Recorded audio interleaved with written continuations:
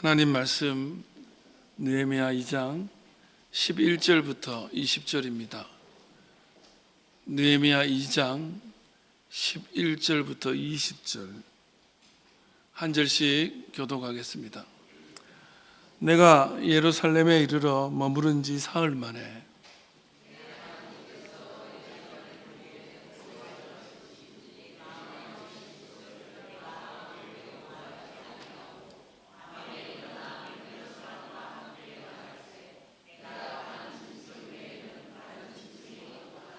그 밤에 골짜기 문으로 나가서 용정으로 분문에 이르는 동안에 보니 예루살렘 성벽이 다 무너졌고 성문은 불탔더라.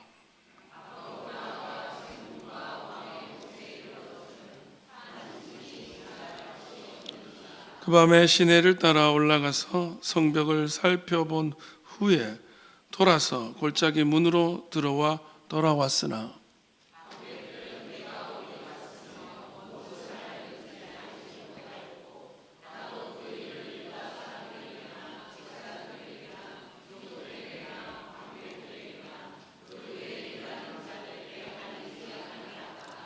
후에 그들에게 이르기를 우리가 당한 공경은 너희도 보고 있는 바라.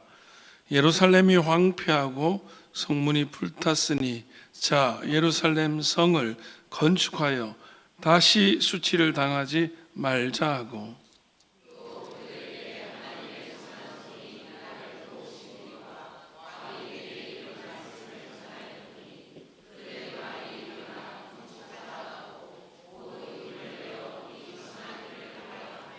호론 사람 산발락과 종이었던 암몬 사람 도비아와 아라비아 사람 게셈이 이 말을 듣고 우리를 업신여기고 우리를 비웃어 이르되 너희가 하는 일이 무엇이냐 너희가 왕을 배반하고자 하느냐 하기로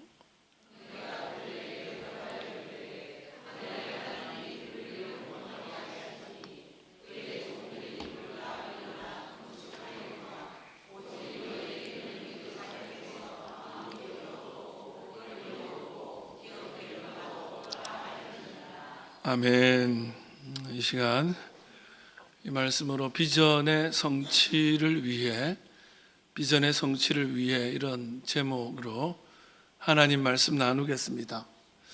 우리가 지난주에 느헤미야 2장 1절부터 10절의 내용, 10절 말씀을 읽으면서 형통하게 하는 사람, 느헤미야는 자기가 잘 되기보다 남을 형통하게 하는 그런 사람, 요셉도 다른 사람들을 형통케 하는 사람, 흥왕케 하는 사람, 이런 사람들이었다고 말씀을 나누었죠. 그러면서 우리나라와 민족과 우리 교회도 우리 가정도 이 시대에 그런 번성케 하고 형통케 하고 흥왕케 하는 사람이 좀 일어났으면 좋겠다. 히어로 같은 사람이죠. 그래서 역전을 좀 시키면 좋겠다는 그런 말씀을 나누면서 그런 사람의 특징을 우리가 지난주에 나눴습니다. 거룩한 불만을 가지고 그렇게 사람들 앞에 기도하며 나아가는 그런 사람이 우리 가정에도 일어나고 저와 여러분 그리고 삶의 현장 우리 교회에도 그런 영적 히어로들이 일어나기를 바랍니다. 지난주에도 말씀드렸다시피 우리 교회가 개척한다는 심정으로 우리가 120년 가까이 되는 역사를 가진 그런 오래된 교회지만 새 출발하는 그런 심정으로 우리가 올 가을을 조금 출발했는데 하필 또 이때 우리가 새벽 기도를 하고 목장 예배를 드리는 생명의 삶 한 달에 한 번씩 그 두란노에서 나오는 그 책으로 우리가 나누는데 어떻게 느헤미야서가 이번에 본문이었어요. 느헤미야가 다른 게 아니죠. 부흥을 위한, 성취를 위한 무너진 성을 다시 세우는 스토리가 바로 남들은 못 해냈던 그 회복을 느헤미야를 통해서 이루는 과정을 써내려간 성경이 느헤미야서거든요. 그래서 이건 하나님 뜻이 있구나. 그래서 새벽 기도 시간에 나누다가 지난주, 이번 주 또 몇 주간 느헤미야를 좀 나누려고 합니다. 그래서 이번 기회에 우리 교회도 정말 하나님 앞에 다시 세워지고 여러분의 삶도 다시 세워지는 은혜가 있기를 주님의 이름으로 축복합니다.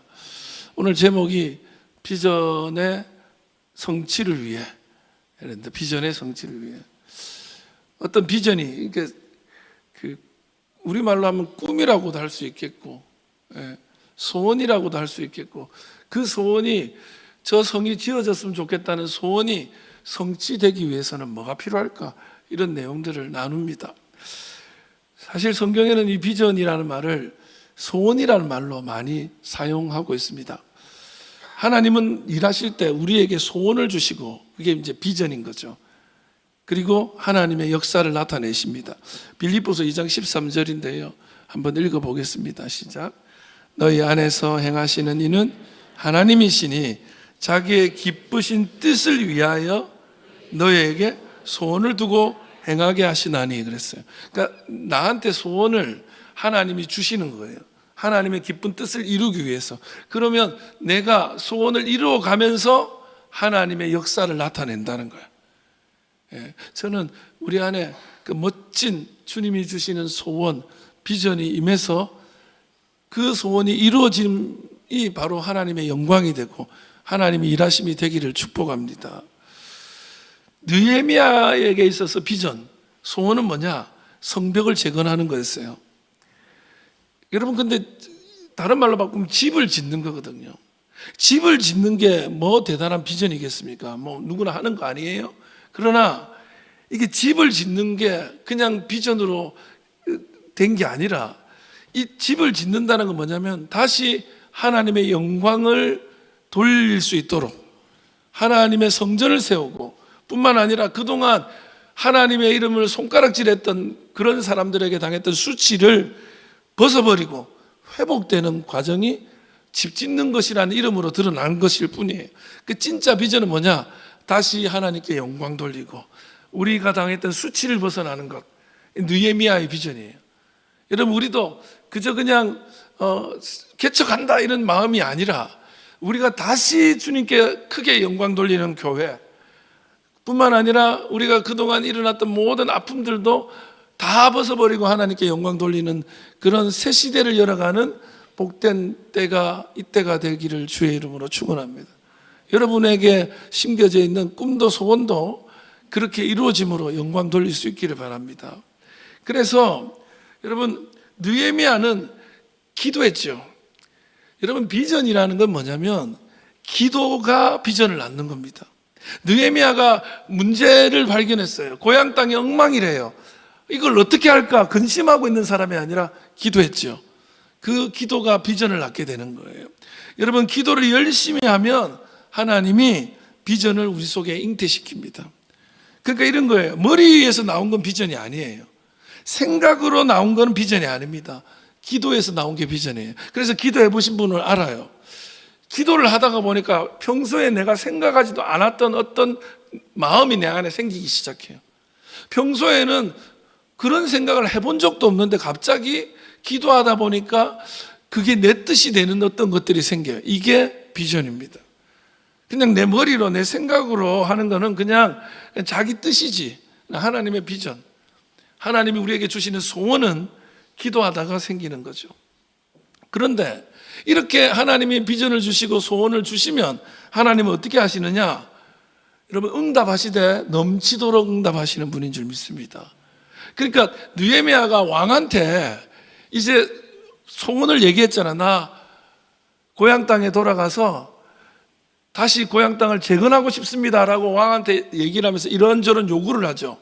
근데 왕이 어떻게 하는 줄 아세요? 우리 지난주 기억나시는지 모르겠는데 왕이 소원을 다 들어줘요. 그런데 그 소원만 들어준 게 아니라 소위 보디가드를 붙여주고요, 기마대를 붙여주고요, 군대 장군도 따라가게 해요. 구하지도 않은 거예요. 안 구했는데 하나님은 우리가 기도하고 비전을 향해 가면 넘치도록 부으시는 분이에요.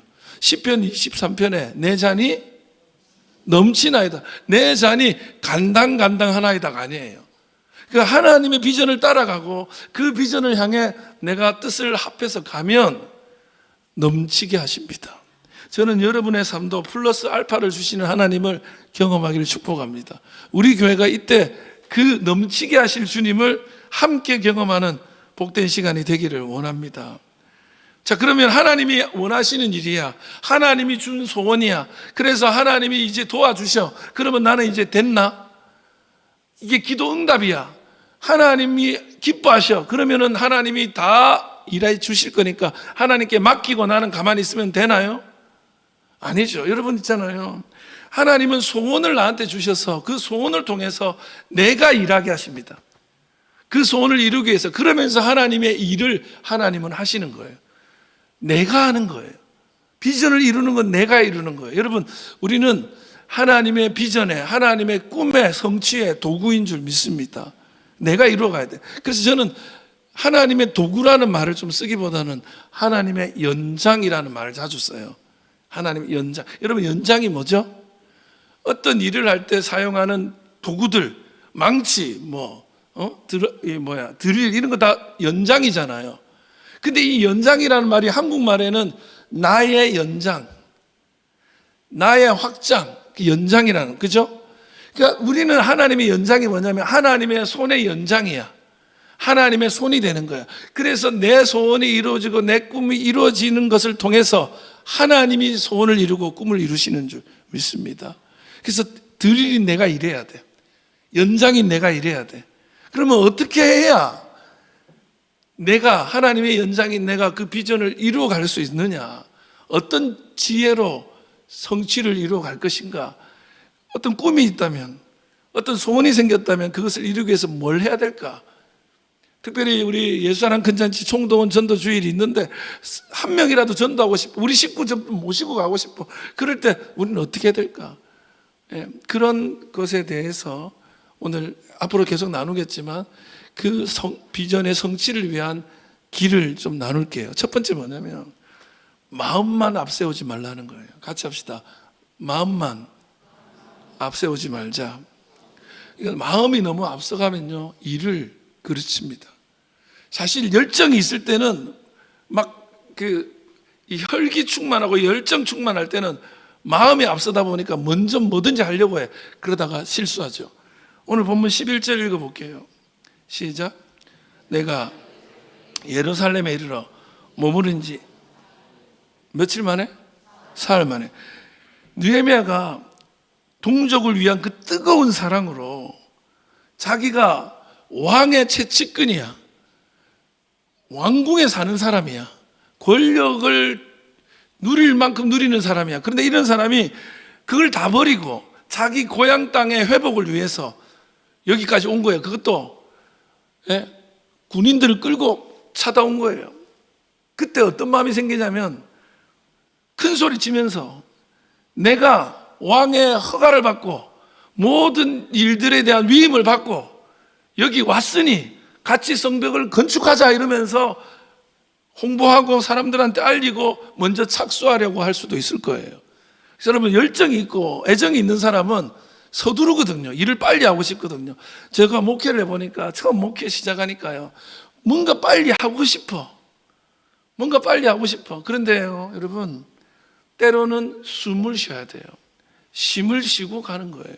여기 지금 에스라가 먼저 돌아왔거든요. 에스라가 먼저 돌아왔는데 그때는 기록이 나와요. 얼마나 걸렸는지. 오는데 한 넉 달 걸렸대요. 돌아오는데. 그러니까 넉 달 정도 걸리는 여행이에요. 그렇게 아무리 군인들의 호의를 받으면서 오더라도 당시의 여행은 지금 차 타고 넉 달을 여행해도 힘든데, 말 타고 마차 타고 걸어서 이렇게 오는 넉 달의 여행이 얼마나 힘들겠습니까? 그런데 열정이 앞서서 막 뛰어나간다. 그냥 시작합시다. 지금 앉아서 놀 시간이 어디 있습니까? 쉴 시간이 어디 있습니까? 합시다. 이렇게 멋져 보이죠? 저도 옛날에 그런 식이었어요. 좀 뭔가 주저주저하고 있는 거 못 보겠어. 그냥 갑시다. 시작합시다. 근데 여러분, 그렇게 마음 앞세웠다가 큰 손해볼 적이 많았습니다. 때로는 쉼도 필요하고 여유도 필요하고 준비하는 시간이 필요한 거죠. 넉 달의 여행을 했으니 적어도 3일 정도는 이 사람은 어떻게 했냐? 재충전의 시간을 가지는 거예요. 충전하는 거예요. 이 사람이 충전하면서 뭘 했냐? 12절 시작. 내 하나님께서 예루살렘을 위해 무엇을 할 것인지 내 마음에 주신 것을 내가 아무에게도 말하지 아니하고. 자, 여기까지만. 뭐냐면 그 시간에 피로를 풀면서 그냥 피로만 풀고 있는 게 아니라 하나님께 뜻을 구하고 기도하는 거예요. 그래서 하나님이 내가 무엇을 할 것인가 자기 마음에 준 거를 다 아무한테도 말하고 담고 있는, 기도하는 거예요. 여러분 꼭 기억하세요. 무슨 일을 하든지 말씀과 기도를 앞서지 마세요. 말씀과 기도를 앞서서 뭘 하지 마세요. 먼저 말씀 보고 먼저 기도하시고 먼저 충전하시기를 주의 이름으로 축원합니다. 그게 정말 중요해요. 그래서 말씀과 기도를 통해서 성령의 감동과 지혜와 용기를 충전하고 쓸데없는 것들을 버리는, 그래서 채워야 할 것은 채우고 버려야 할 것은 버리는 시간을 반드시 가져야 됩니다. 너무 열정이 충만하면 다 하고 싶거든요. 다 하고 싶거든요. 예. 여러분 목회를 해보니까요, 이것도 하고 싶고 저것도 하고 싶고 그냥 하자는 대로 다 하고 싶을 때가 있어요. 그런데 어떤 때는 하나씩 잘라야 돼요. 설교 준비할 때도 이것도 말하고 싶고 저것도 말하고 싶은데 잘라야 돼요. 또 어떤 때는 채워야 돼요. 여러분 있잖아요, 목사가 공부도 하고 채워 넣어야 말씀을 전할 수 있어요. 그래서 목사들에게는 그런 시간을 좀 주셔야 돼요. 예? 그게 중요합니다. 여러분 오늘 제가 어떤 이렇게 말씀을 보면서 야, 이건 참 괜찮은 생각이다 하고 이렇게 좀 어떤 선언적인 말을 좀 이렇게 파란색으로 글을 썼는데 꼭 기억하세요. 이거 또 뭐냐면 그런 게 왜 중요하냐면 여러분 자기 조절 능력 있죠. 힘과 능력보다 자기를 통제하는 게 더 중요합니다. 힘이 많고 능력이 많은 것도 좋지만 그거를 통제할 수 없으면 그거는 나한테 독이 됩니다.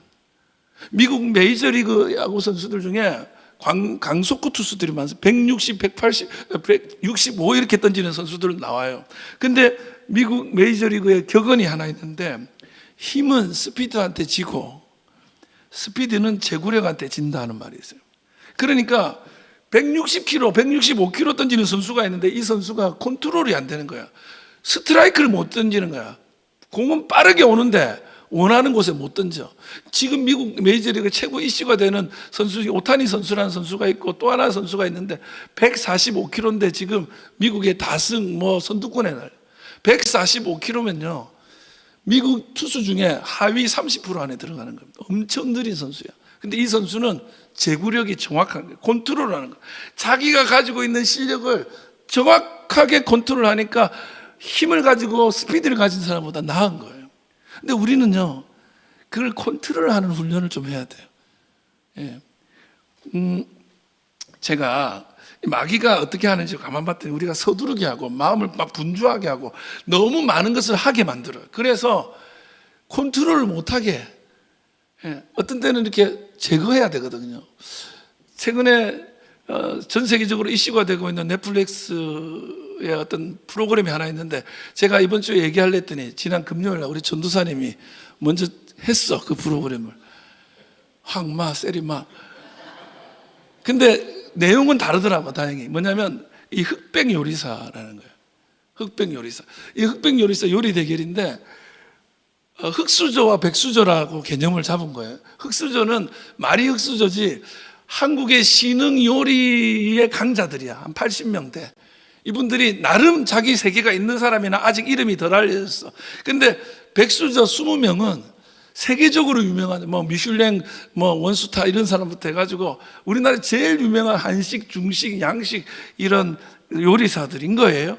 그들과 대결을 하는데 80명이 자기들끼리 대결을 해서 남은 사람 20명이 이 백수저들과 대결을 하는 거예요. 근데 이제 뭐냐면 이 두 번째 이제 남은 흑수저와 백수저가 1대1 대결할 때는 이 심사위원들이 얼굴 보고 너무 유명하니까 그 사람이 이겼다고 할 수 있으니까 어떻게 하냐면 눈을 가리는 거예요. 눈을 가리고 음식도 안 보고 만든 사람도 안 보고 음식 맛만 보고 결정하는 거예요. 근데 여기에서 정말 너무너무 드라마틱한 장면이 하나 나와요. 제가 그것 때문에 그게 이슈가 돼서 이게 앞면 다시 보여주세요. 그 이슈가 돼서 이걸 봤는데 한 사람은 뭐냐면 이 흰색을 입은 여성 요리사는 한식 명인으로 유명한 분이에요. 그러니까 이분과 지금 한식으로 뜨는 장사천재 조사장이라는, 그러니까 이름을 밝히질 않아. 이 사람들은 아직 흑수저이기 때문에 이름을 밝히면 안 돼. 그 사람 두 사람이 한식을 만드는데 어떤 미션이 있는 거예요. 우둔살이라는 그 어떤 우둔살을 가지고 요리를 만들어라, 이걸 재료로 그걸 받은 거예요.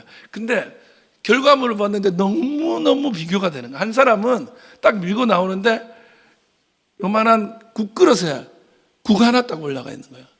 한 사람은 이름이 뭐냐면 보여주시면 전립투골이라는 건데, 이게 저는 먹어본 적이 없어서 잘 몰라요. 세상 화려한 데다가 갖은 맛있는 것들을 만들어 가지고 한 상 가득히 올리는 그런 음식인 거야. 이 두 개가 딱 나오는데 보자마자 헉소리가 나와. 어쩜 이렇게 대비되냐는 거야. 한 사람은 국그릇 하나, 한 사람은 그걸로 만들 수 있는 거의 모든 걸 거기다 올렸어요. 어떻게 됐겠습니까? 그 심사위원들이 보지 않고 맛을 보더니 저 미소 곰탕 이걸 찾는 거예요. 그럼 왜 저렇게 화려한 전립투골이 선정이 안 됐냐? 대부분 다 맛있는데 그 중에 몇 개가 제대로 안 된 거예요. 컨트롤이 안 된 거야. 과욕을 부린 거죠. 조금이라도 내 실력이 충분히 발휘될 수 있는 한 가지를 딱 만들었더니 그거에 만족을 하는 거야. 그러면서 이 패배한 젊은 신흥 강자인 이 셰프가 이런 말을 하더라고요. 너무 많이 배웠는데 덜어냄의 미학을 내가 몰랐다는 거예요. 덜어냄의 미학. 여러분이 요리사들은 상위에 요리를 올리는 거잖아요. 자기는 자꾸 올리려고 했다는 거예요. 올릴 수 있는 거 다 올리려고 했다는 거예요. 근데 내가 덜어내지를 못했구나. 근데 그 한식 명인 그분은 다 지우고 하나 딱 올린 거예요. 그랬더니 그게 이긴 거죠. 여러분, 우리가 때로는 너무 다 하려고 하는 거예요. 때로는 조금 정리하고 덜어내는 시간도 가져야 되는 거죠. 목사도 모든 걸 다 할 수는 없어요. 그 중에 덜어내는 시간이 필요해요. 너무 마음이 앞서서 이것도 하고 저것도 하고 다 보니까 어떤 건 컨트롤이 안 돼. 그래서 내 실력에 격에 맞지 않는 음식이 나오는 거예요. 여러분, 사업을 하다 보면요, 좋다는 거 다 해보고 싶거든요. 그러다가 안 되는 거예요. 전도하려고 하잖아요. 너무 마음이 앞서서 과욕 부리는 사람들이 있어요. 막 너무 그 사람에게 과욕을 부리고 다가갔다가 오히려 실패하는 경우들. 마음이 너무 앞서서는 안 됩니다. 한 10여 년 전에 제 선배 한 명이 아주 그냥 몹쓸 병에 걸린 거예요. 근데 가정이 좀 너무 힘들어. 목회자들이 뭐 힘들죠. 근데 이제 돈이 없으니까 좀 같이 잘 지내는 친구들 모여가지고 좀 돕자 이러다가 얘기를 하는데, 선배 한 명이 우리 매달 한 사람당 30만 원씩 각출하자는 거예요. 그 제가 그거는 안 됩니다. 그거는 부모님한테도 잘 안 되는 건데 그냥 5만 원만 합시다. 그랬더니 야, 우리가 걔한테 이 돈도 못하냐? 어떻게 됐겠습니까? 2달도 못하고 끝났어요. 마음은 100만 원 하고 싶지. 마음은 다 하고 싶지. 그러나 덜어내야 돼요. 할 수 있는 그거 하는 거예요. 여러분, 사역도 그렇고 꿈도 그렇고 비전도 그렇고 쉼의 시간과 충전의 시간과 준비하는 시간을 통해서 채울 건 채우고 덜어낼 건 덜어내면서 한 발 나아가야 되는 거예요. 출발선에 섰을 때는 잠깐 멈춰 있는 거예요. 네. 두 번째, 로드맵을 세워야 됩니다. 그렇게 준비를 하는 과정에서 덜어낼 것 덜어내고 채울 것 채우면서 충전하고 이제는 계획을 세워야죠. 옛날에는 청사진을 세우라 그랬는데 목사님 청사진이 뭐예요? 또 물어봐가지고 이게 복잡, 그냥 로드맵을 세우라. 12절 한번 읽어볼게요. 시작. 내 하나님께서 예루살렘을 위해 무엇을 할 것인지 내 마음에 주신 것을 내가 아무에게도 말하지 아니하고 밤에 일어나 몇몇 사람과 함께 나갈새 내가 탄 짐승 외에는 다른 짐승이 없더라. 그러니까 사흘째 되는 날 밤에 아무한테도 말 안 하고 자기랑 그냥 자기 시중들 사람이랑 그것도 막 큰 마차를 끌고 이렇게 가는 게 아니라 나 혼자 말 타고 조용히 나서는 거예요. 그래서 뭐 합니까? 13절 시작. 그 밤에 골짜기 문으로 나가서 용종으로 분문에 이르는 동안에 보니 예루살렘 성벽이 다 무너졌고 성문은 불탔더라. 실제로 한 바퀴 싹 돌아보는 거예요. 막 돌아보는 거예요. 그랬더니 생각보다 심각해. 무너질 대로 다 무너졌고 불탈 대로 다 불탔고 어떤 데는요 말이 못 들어가서 더 이상 갈 수가 없어서 돌아와요. 이렇게 다 한번 내 눈으로 확인을 해. 그 다음에 16절 시작. 방백들은 내가 어디에 갔었으며 무엇을 하였는지 알지 못하였고 나도 그 일을 유다 사람에게나 제사장들에게나 귀족들에게나 방백들에게나 그 외에 일하는 자들에게 알리지 않았다. 아무한테 말 안 하는 거예요.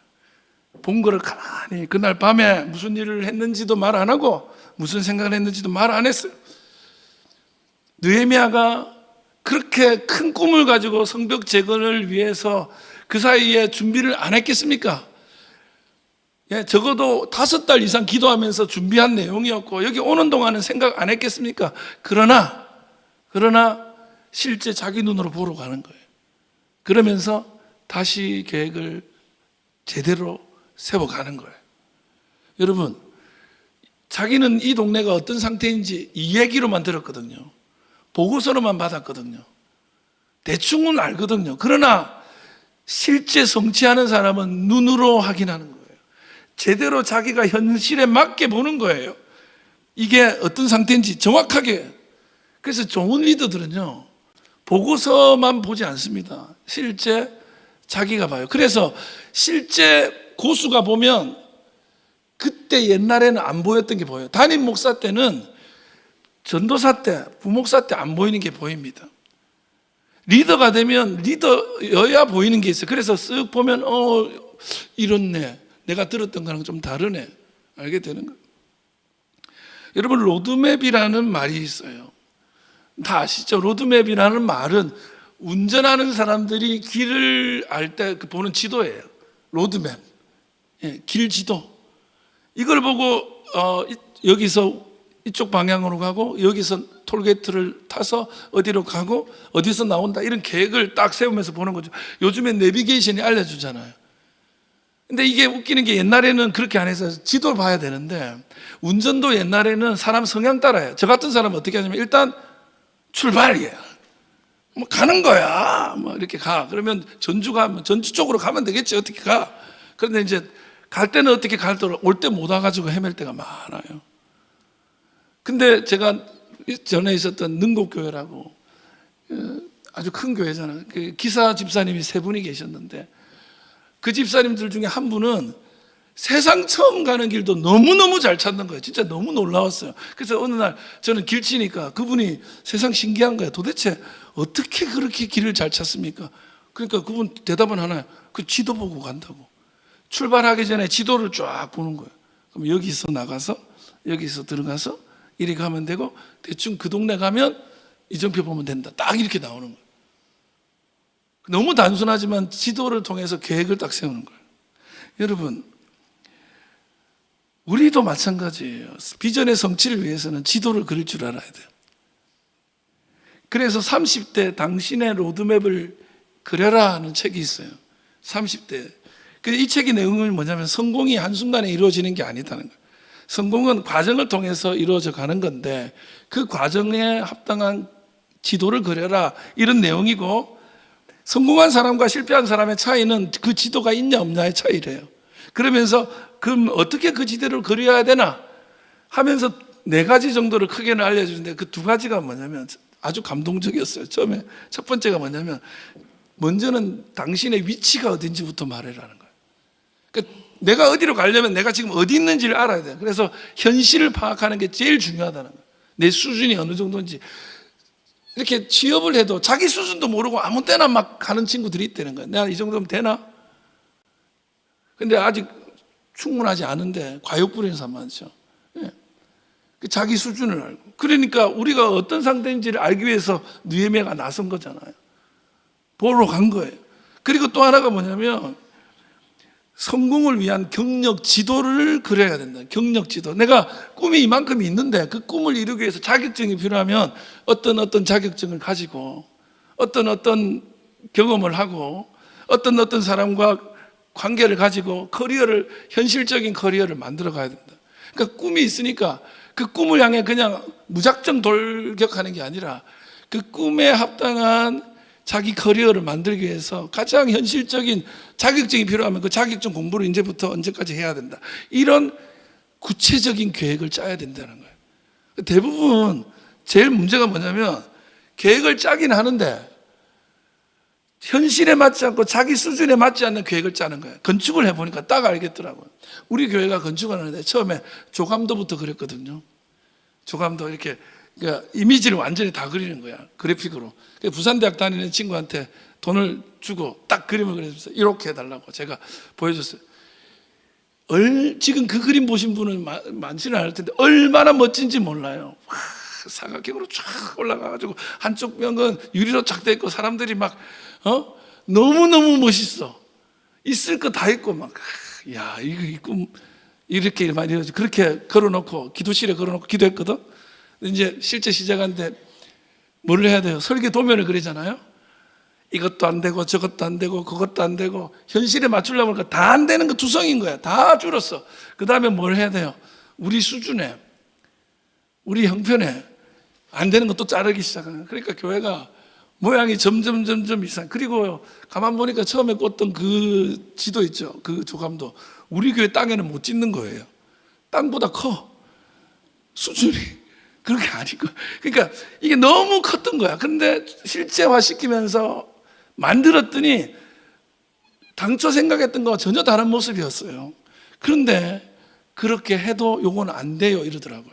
김해시 장유 무게 땅에 고인돌 100m 안에 있는 건물은 이걸 하면 안 된대. 법도 있고 현실도 있고 많이 있어서 다 준비했는데도 안 되네. 그러면서 조정하는 거예요. 그런 지도를 그리지 않고 출발하니까 좌충우돌하다가 나 할 만큼 한 줄 알았는데 아무 준비도 안 한 겁니다. 우리 여동생이 좀 무슨 일이 있었고 나서 사업을 해볼 거라고 제가 살던 그때 당시에 거제 이제 준목하고 있을 때인데 그 동네에 치킨집을 좀 하겠다고 오빠가 그게 잘 된다니까 한번 가보라는 거야. 현장 파악을 해요. 왜냐하면 자기가 그걸 봤대. 이 장부, 그러니까 하루 일당 50만 원씩 남는다는 거야 당시에. 그럼 할 만한 거 아니냐 이러길래 그럼 내가 가볼게. 이렇게 딱 갔어. 첫날 이렇게 계속 보고 있는데 손님이 없는 거야. 그럼 배달이라도 해야 되잖아. 내가 들어가서 통닭을 얼마나 먹은지 몰라요. 전화가 한 통이 안 와. 그래서 오늘은 그런가? 그 다음날 또 갔더니 또 그래. 3일째 되는 날 또 그래. 그래서 이거 넘기려고 거짓말한 거예요. 조작한 거예요. 현실을 파악하고 나니까 할 만한 게 아니야.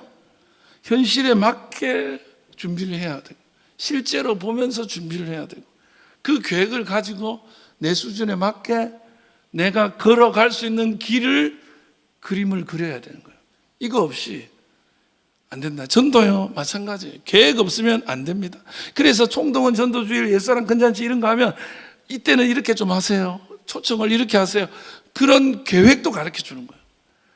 여러분 세상사가 다 그렇습니다. 로드맵 없는 사람과 있는 사람은 그 시간의 낭비의 부분을 제외하고라도 성취의 수준이 다를 수밖에 없어요.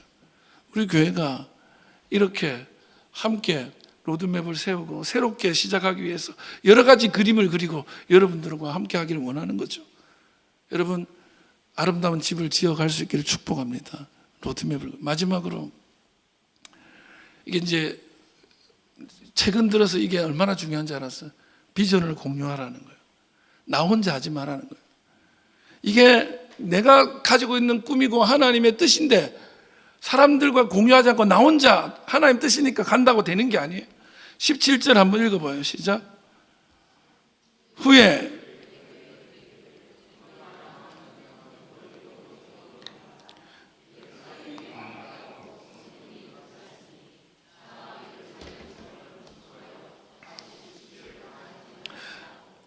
느헤미야가 아주 치밀한 계획을 세운 다음에, 사실은 앞에 보면 후회돼 있죠. 후회. 이게 보고 나서 바로 한 게 아니야. 치밀하게 준비를 하고 조종할 걸 조정해서 제대로 된 로드맵을 딱 가지고 사람들 앞에서 딱 선포를 합니다. 앞으로 이렇게 우리가 성벽을 재건합시다 했더니 나중에 같이 합시다, 우리가 일어나서 성전을 지읍시다 하고 사람들이 일어나요. 네, 여러분 여기서 먼저 기억해야 돼요. 하나님의 일은 함께라는 게 제일 중요합니다. 여러분 함께 할 수 있기를 바라요. 혼자 하지 마세요. 그래서 로마서 8장 28절 시작. 우리가 알거니와 하나님을 사랑하는 자 곧 그의 뜻대로 부르심을 입은 자들에게는 합력하여 선을 이루는 거예요. 뛰어난 한 사람이, 돈 좀 있는 한 사람이, 몇몇의 특별한 사람이 일을 하는 것이 아니라 주님은 함께 협력하여서 일을 하는 것을 원하고 계시고, 느헤미야는 그래서 이스라엘 방백들과 지도자들을 모아놓고 거기다가 함께 내 비전이 우리의 비전이 되게 하자고 선포를 해요. 근데 여러분 여기서 중요한 게 뭐냐? 제일 힘든 게 사람 설득하는 거거든. 비전을 공유를 어떻게 할 것인가? 야, 너 혼자 그렇게, 우리는 지금 그 현실이 아니야, 이럴 수 있잖아요. 근데 보세요, 17절 다시 읽어볼게요. 시작. 후에 그들에게 이르기를 우리가 당한 공경은 너희도 보고 있는 바라. 예루살렘이 황폐하고 성문이 불탔으니 자, 예루살렘 성을 건축하여 다시 수치를 당하지 말자, 이러는 거예요. 예루살렘 성전을 건축해서 다시는 수치를 당하지 말자, 이래요. 이 수치라는 말이 헤르파라는 히브리어인데, 이거는 뭐냐면 모멸감, 조롱당하다 이런 거예요. 멸시와 조롱을 당하고 있는 어떤 상태야. 무슨 얘기냐면, 지금 우리가 지금 살아가고 있는 이 상황이 집이 무너져서 문제가 아니고, 먹을 것이 부족해서 문제가 아니고, 조롱당하고 있고 수치당하고 있는 이게 문제라고 일러주고 있는 거예요. 우린 다시는 수치를 당하면 안 돼. 이게 무슨 의미냐면, 이스라엘 백성은 하나님이 택한 선택받은 민족이잖아. 선민의식. 택함받은 사람들이 이 꼴로 살아서는 안 되는 거 아니야? 지금 이 사람들은 사는 게 급해가지고 문제를 못 느끼고 있는데, 니네는 이렇게 살 사람들이 아니야. 너희들은 수치를 당할 사람이 아니야. 지난주에 뭐라고 했어요? 거룩한 불만. 그 사람들에게 거룩한 불만을 가지게 한 거예요. 그래, 우리가 하나님의 백성인데 이렇게 조롱당하고 수치스럽게 살아가서는 안 되지 하는 마음을 불러일으킨 거예요. 그래서 여러분, 공감을 불러일으킬 때는 그 사람도 이 상태는 안 되겠구나를 공감하도록 만들어요. 전도할 때도 그 사람 잘 살고 있거든요. 근데 그 잘 살고 있는 게 아니라는 걸 공감을 불러일으켜야 돼. 죽으면 어떻게 돼? 죽으면 끝이면 좋은데 끝이 아니면 어쩔래? 거룩한 불만을 가지게 하는 거예요. 이 사람들이 그래, 이대로 살면 안 되지. 여기서 한 발 더 나갑니다. 18절 시작. 또 그들에게 하나님의 선한 손이 나를 도우신 일과 왕이 내게 이런 말씀을 전하였더니 그들의 말이 일어나 건축하자고 모두 힘을 내어 이 선한 일을 하려 하며. 뭘 한 거냐면, 여기까지 오는 과정에서 내가 기도를 했더니 하나님이 어떻게 나를 도왔는지, 하나님의 선한 손이 나에게 어떻게 했는지 쉬운 말로 간증을 한 거예요. 이거는 우리가 수치를 당하고 이렇게 있어서는 안 되는데, 지금 그동안에 많이 실패했으니까 섣불리 사람들이 못 일어나거든요. 지금 하나님이 시작하셨어. 내가 여기 오는 과정에서 왕에게 말을 할 때 오히려 왕이 내 말을 듣고 응답하되 더불어서 더하여 응답해 주셨고, 모든 자격을 나에게 주셨고, 모든 조건을 다 허락해 주신 하나님이 일하고 계셔. 그랬더니 사람들이 공유를 하고 우리가 하자, 이렇게 된 거예요. 할렐루야. 제가요, 오늘 이 얘기를 좀 하고 싶어서 시간이 길어도, 우리 교회가 120년 가까이 되는 오래된 교회, 역사가 있는 교회예요. 이 지역에서 제일 오래됐습니다. 근데 지금 개척하는 마음으로 라는 말로 하잖아요. 무슨 소리냐 그게. 근데 제가 올 2월 달 우리 설날 구정이죠. 기간에 껴서 우리 필리핀 단기 선교를 갔습니다.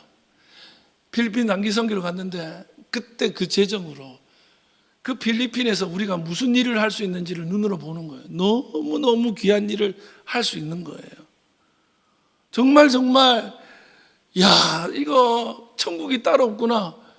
아이들, 그 빈민 아이들이 기뻐하고 우리들도 함께 기뻐하는 그 모습을 보다가 너 마음에 우리 교회가 이렇게 이대로 있어서는 안 된다는 생각이 자꾸 부어지는 거예요. 예. 그냥 힘들면 힘든 대로 있는 거지 뭐 이랬다가 막 거룩한 불만이 막 일어나는 거예요. 그래서 이거를 기도하면서 계속 어떻게 할까 하다가 선교 3일째 되는 날인가 4일째 되는 날, 당시에 같이 갔던 선교 단원들 중에 장년들하고 모여서 얘기를 합니다. 우리 교회가 이렇게 더 이상 이대로 있어서는 안 되겠다. 우리가 이대로 우리가 그냥 좋은 게 좋은 거지 뭐 하면서 흘러가는 교회, 이대로 있다가 그냥 사라질 때 되면 사라지는 교회, 그런 교회 하면 안 되겠다. 조금 생사를 걸고 도전을 해봐야 되겠다 하는 얘기들을 나누었더니 거기에 참여하신 모든 분들 같이 그 마음을 공유해 주셨어요. 그러니까 같이 뜨거워져 있는 상태라서 그럴 거예요. 이 불덩어리를 가지고 한국에 돌아와서 안수 집사님들과 우리 시무 권사님들, 시무 장로님들 다 모여서 항존직 모임을 하면서 이 얘기를 나눴습니다. 우리 더 이상 이래서는 안 된다. 우리가 가지고 있는 뭐가 있으면 그걸 팔아서라도 뭐를 해서라도 우리가 다시 새롭게 일어나야 되고 할 일을 해야 된다. 그러면서 개척교회 하는 마음으로 새롭게 출발하자. 그래서 올 가을부터 모든 것을 바꾸기 시작하고 출발하고 있는 겁니다. 여러분, 이것이 하나님의 우리 교회를 향한 소원이고 비전이라고 저는 믿습니다.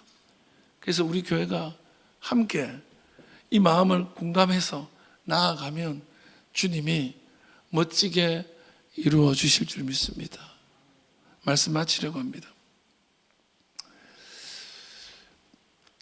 여러분, 꼭 기억해야 될 게 하나 있어요. 하나님이 시작하고 하나님이 허락한 일에도 반드시 장애는 있다. 주님이 하고자 하는 일, 주님이 하라고 해서 하는 일도 장애는 있고 막힘은 있다는 거예요. 예수님이 너희들 먼저 저 강을 건너가라라고 일러서 예수님 말씀에 순종해서 그 배를 타고 가던 제자들에게 역풍이 불어오고 풍랑이 불어오고 죽도록 만드는 거예요. 여러분, 비전이 이루어지기 시작했고 하나님이 시작했지만 탄탄대로가 아닐 수 있어요. 얼마든지 반대 세력이 일어날 수 있습니다. 19절에 이런 말씀 나와요. 호론 사람 산발락과 종이었던 암몬 사람 도비아와 아라비아 사람 게셈이 이 말을 듣고 우리를 업신여기고 우리를 비웃어 이르되 너희가 하는 일이 무엇이냐? 너희가 왕을 배반하고자 하느냐? 우리 지난 주일 나눴던 10절의 말씀에도 이들이 흥왕케 하는 느헤미야가 왔다는 소리 듣고 근심했댔잖아요. 근심만 하겠습니까? 준비하고 작전을 짜서 방해를 합니다. 여러분, 좋은 일, 위대한 일, 착한 일, 제대로 된 일, 옳은 일을 한다고 전부 다가 박수 치지 않습니다. 아무리 많은 일을 해도 반대는 일어나요. 이해관계에 얽혀 있는 사람이라든지 옳고 그런 것을 따지는 거 아니에요. 그래서 틀려서 반대하는 게 아니에요. 그냥 손해보기 싫어서, 경쟁에 뒤처지는 수모를 당하기 싫어서, 자존심이 상해서 내가 저 사람보다 이렇게 뒤에 있어서 되나 하고 오히려 반대하는 사람도 있어요. 여러분, 올림픽을 시작했던 쿠페르등 남작이 근대 5종 경기를 제안을 했습니다. 기본 경기죠. 달리기, 사격, 펜싱, 수영, 그리고 장애물 뛰어넘기입니다. 지금은 그걸 하나를 장애물 뛰어넘기 중에 승마를 해죠. 근데 승마는 이제 없어지고 다음번 올림픽부터 다시 장애물 경기로 바뀝니다. 근데 이 5가지 게임을 주장했을 때 사람들이 장애물 뛰어넘기 경기를 반대를 너무 하는 거예요. 왜냐하면 이게 애들 장난 같은 거야. 무슨 장애물 뛰어넘기냐. 근데 쿠베르당이 절대로 이건 양보할 수 없다는 거예요. 왜냐? 이 장애물 뛰어넘기야말로 우리 인간사와 너무너무 닮아 있다는 거예요. 우리 인간사가 그렇잖아요. 산 하나 넘으면 또 다른 산이 있고, 장애물 하나 넘으면 또 다른 장애물이 있고, 장애물을 다 넘지 못하면 절대로 꼬린 지점에 들어갈 수 없는 게 인생 아니냐. 성취도 그래요. 비전도 그래요. 성공도 그래요. 전도도 그래요. 장애물을 뛰어넘어야 돼요. 앞으로 저와 여러분의 장애물을 뛰어넘고 하나님 주신 비전을 이루어가는 위대한 장유중앙교회가 될 수 있기를 주의 이름으로 축원합니다. 기도하겠습니다.